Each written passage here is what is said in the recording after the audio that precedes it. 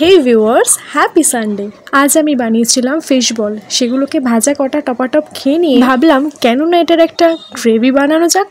Recently আমরা একটা রেস্টুরেন্টে গেছিলাম ফর আ রিসেপশন, এবং সেখানে এই স্টার্টারটা মেয়ের খুবই ভালো লেগেছিল। তাই ওই আমাকে বলেছিল বাড়িতে এটা যেন আমি নিশ্চয়ই ট্রাই করি।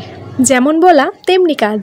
রুই মাছের 4টে পেটি আমি স্টোর করে ডিপে রেখে দিয়েছিলাম, সেটা দিয়েই বানিয়েছিলাম ফিশ বল। সেগুলোকে আমি যেই তেলে ভেজেছিলাম সেই তেল দিয়ে আমি স্টার্টারটা বানিয়েছি। ওই তেলের মধ্যে প্রথমে দিয়েছি লঙ্কা কুচি, রসুন কুচি, ভালো করে ভেজে নিয়ে তারপরে দিলাম পেঁয়াজ কুচি এবং ক্যাপসিকাম কুচি। সেটাকে নুন দিয়ে নাড়িয়ে একটু সেদ্ধ হতে রেখে দিলাম। এরপরেই সয়া সস, টমেটো সস দিয়ে ভালো করে নাড়িয়ে দিয়ে দিলাম সামান্য পরিমাণে কর্নফ্লাওয়ার গোলা জল। সব কিছু ভালো করে মিশিয়ে নিয়ে দিয়ে দেবো 2 চামচ পাতি লেবুর রস। ব্যাস, সবকিছুর প্রিপারেশন শেষ হয়ে গেলে ফিশ বল ভাজা খেয়ে যেই কটা পড়েছিল সেগুলোই গ্রেভির মধ্যে দিয়ে টস করে নাড়িয়ে ওপর দিয়ে সাদা তেল ছড়িয়ে দিলেই ড্রাই চিলি ফিশ বল একদম রেডি হয়ে গেল। কিন্তু শুধু সেটা দিয়ে তো আর ডিনার কমপ্লিট হবে না, তাই জন্য আমার হাজব্যান্ড নিয়ে এসেছিল মিক্স হাক্কা নুডলস আর মোগলাই। এবার খাওয়ার পালা।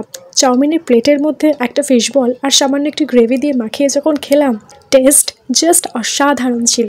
এই ড্রাই চিলি ফিশ বলটা তো মেয়ের কারণেই বানানো, তাই জন্য ওকেই জিজ্ঞেস করলাম টেস্ট কেমন হয়েছে, আরও বলল ভালো হয়েছে। আমার মেয়ের পরে ওর দাদাকে মানে বাবুকে জিজ্ঞেস করলাম এটা খেতে কেমন হয়েছে।